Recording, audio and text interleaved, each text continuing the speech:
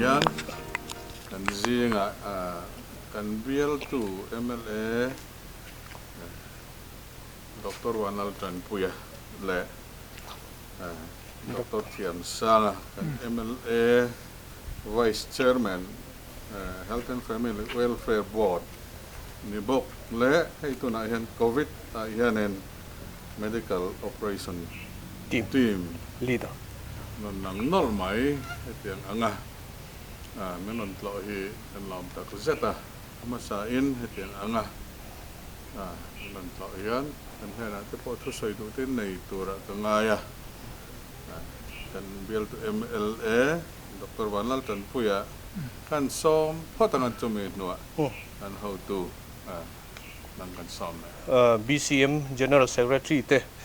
Associate General Secretary te Christian Hospital Director kan tito mo Health Director te kan official zong te le MTKP kan organizer Rev.F te in the vine se bai ka buk chowa tin kan how to power medical operation team Dr. Thiamsanga hey kan biala mi baptist kau ran hun pui kan ni angin an ni hian sarkar min chok na thatak mai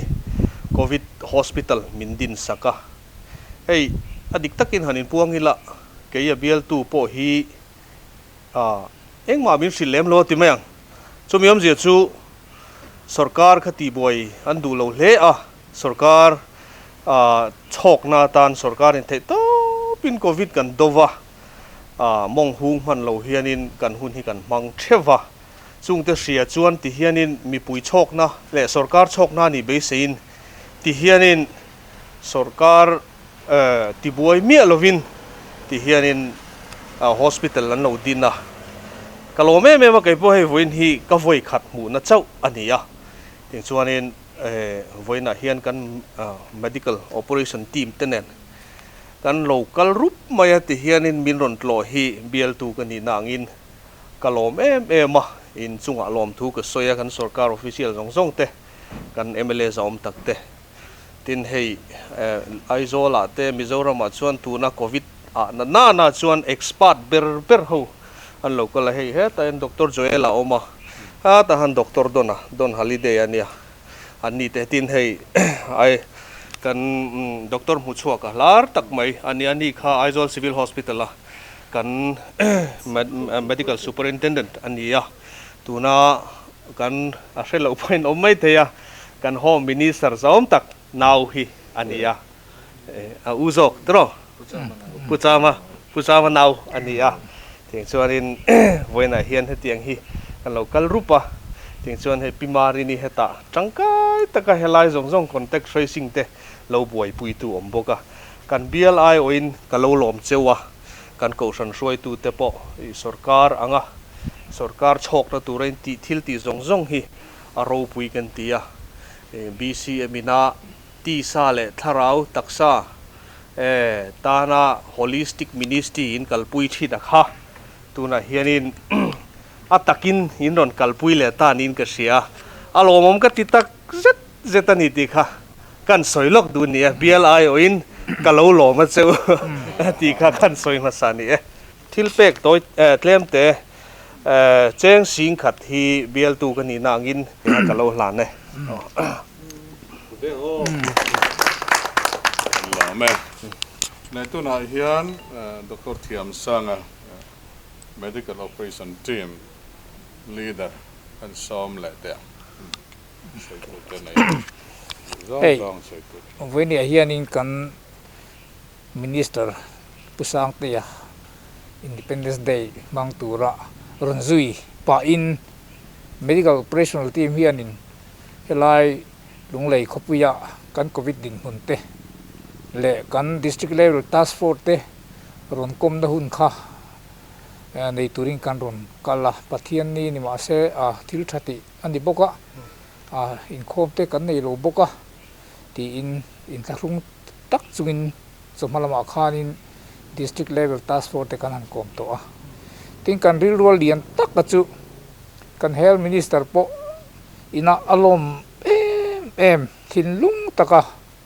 alom le hei bialtu me le poina lom thu alo sei mol mo min lo hil mol mol CCC helai kan ko khanina BCM ina eng ma sarkar apo be sei po nei lova tiang thilin ti hi ro pui kan tia chuwa chang ei poi ron kal chan tlak kan ngaya azo tang po khan hei kan ron thil tu mania in din mun tele nge ni in ti dan te poron en fia ila kan tia helaya hei kan siamo hi nimin lama ha de uleka kan minister te azuya ron thenga mar chu hei andu SMO marini ron tel theya ani khachu kan han ol ta dewani ti chuan ni kha kan naw tho ka chu introduction kha in pe to ngai to lo mai ni se buinia hianin hei kan BCM lama kan ho tu lian ber kan secretary general secretary le tho puite ti mai la tho puite ti mai yang le hei doctor lama zawa te ho thei to in lo chua amuna nge kan zuk lo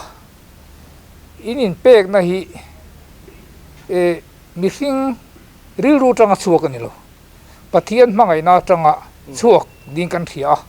chu tak chu ke po min ne khop maya hetiang taka ko hrante pathian le kan ramtan in pek na hi aro puya soi fia po ka thiam lo ke chuanin ale tam takin pathianin aru ang cheu ti hi kan be sei na dia sarkar lama po theito pan ron chuanga in be sei lo na in tuna hian in din mun kan hadena doctor pakhatinan rana sakhat deu thoan ran chodon ani nurse pakhat nurse paruk vel mo kha pali in kar thum madin thak don chau ania turu khop mai din pek na hi for grade claim den tiang chuanin khu adam lo te po kan don ena han lim khop mai kan lo mani hela in pek na hi in na tho na hi sarkar ang po in tin medical operational team ang po in lom thu kan ron soi mulani ti kha kan ron soi duwa thei top kan ron chuanga sarkar ang po in be sei chuni lo amar chu sarkar po hi ne hetiang taka sarkar puitu adik tak chuanin min lo chok jang khaina salu tuk tu na po hian tiang khop hianin sarkar ti tu ania mairo chu hetianga enton tlak ko handang te pona enton tlak khopa ma in lo la hi lom thu kan soi tak zet ni ti kha akan soi du ni kha ni mai se kalome ti chuan ni hei hi amingin dia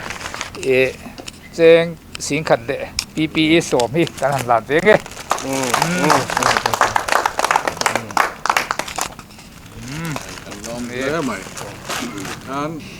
hey COVID crisis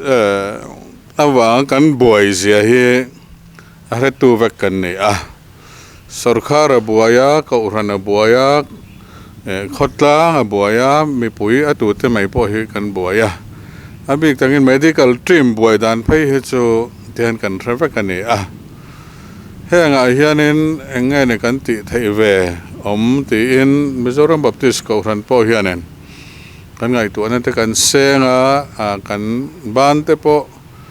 sei thei ang berten kan han phar ve amaro chu kan te maya kan lian lo maya ti thei chu tlem hle COVID chung chang te po hian chief minister relief fund ti ang chi vela te po khan COVID tan bik te hian an thei ang te khan kan han tho ve tum khat mai po ani bik lo ve tin hei pimari ni te min ngen na atang te po hian 4C te ang chi te po hi tol chung ko ran mal te hian ti dan te in ria biak in te hol te ang chi vel kha nan soi thi nan than hem ngai na heng te po hi mun thang ati hlo tin chin kan nei ve kan lom hle te chuan dam lo boxi COVID-19 ina ti buai boxi nat nain kop te po hi en kol avan ngai ve tin helama hianin COVID-19 positive hetiang anga anan hianin hanin da ve na rem chang taka kha Mizoram Medical College bawk hi ve si lova solam bawk kha nge kan ti thei ta kan ti sum po nei sa lovin bat zeta dere po nei sa lovin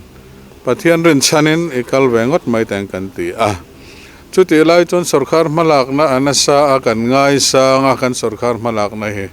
emi chungchang kan ngai sang tak zeta sarkar hi chu athai ram he chonen in he boy ri lo teng u kan ti Bialtu MLA tak tak po hi kan ril lawani mania kanin bia kan soi lang do na kanin be thui thei lawa ati khanin he chungchang he ani nen po hianin soi na mu mal po kan nei big lo amai ro chu khatiang chung khan ani point engma chiang kwanga riat lo lain ta he kan medical operation team leader te point engma in riat lo lain kan ma mo ero chumin ron ti saka sarkar tang permit min ron pe kan lom hle mai kha kan medical and health director Thiamanga na tangin kan zui zela chak takin kan kalpuia teng kan center chu kan han nei veta ni en kol dam to te poi kan nei tlat mai pathian zara kan lom hle maya kan khat ve map renga eng pon sela ko rana po hen hemi chungchanga hianin laklo lut to ka thil ti kan nia wang hianin ko ran chu budget system veka kal kan ne ve thowa appeal poi kan siam ngam lawani tol chung ko rana pan appeal poi kan siam ngam lo renga mi than hem ngai ten ti hianin kalo tel vengan ti chuan ko ran bialte atol chung ko ran bialte la mi mal thanem ngai ten ron ti ne chuan avalam ve kan ti sarkar po teng khanin kan ron ti buai du lo chu ane mi mal po kan ti buai du lo ane atol chung ko ran po amar chu tiang ani lain alo tul ema he thil hi akho se nobul to kan ni ti min anan mu hian ron pen chok lo thei lo teng mazat kan neya kan lom tak zeta helama nang ni cha sarkar mi in ni in ron che tho mai DC tang te po in the department thang PHE te PWD te power and electricity kan te tang te pen na tlang te men ron tho puya tul dang te po men ron ti saka an lom khang te po kha in ne na hian lom thu an soi ngal te ang in ron che to na te po ani thove te chuan BCM in kan thei to kan ti kan ti zel ri anga he thil hi kalpui reng chi po khan e chuang lawa atul hun chung te hi ten kan han ti chawanga rileng ana sat chung zong hianen kan to phun te po vele mayang kan thei to kan ti min ron bu puya be sei abak hi be sei po kan be sei ngam chuang lo chu in malak na hi Mizoram pum ho point malak na hi arit maya amaro chahiti chung po ron telve na turkan nain ti ni chuan lom takin kan lo dong song zelang ti lai te kha en te kong zong point kan soidu ani wena kan ram roi tu te build MLA le kan medical operation team tu nai covid ani alar bermai omang katia put Dr. Thiamsanga hi an rama hian men ron tlo hi kan lom hle maya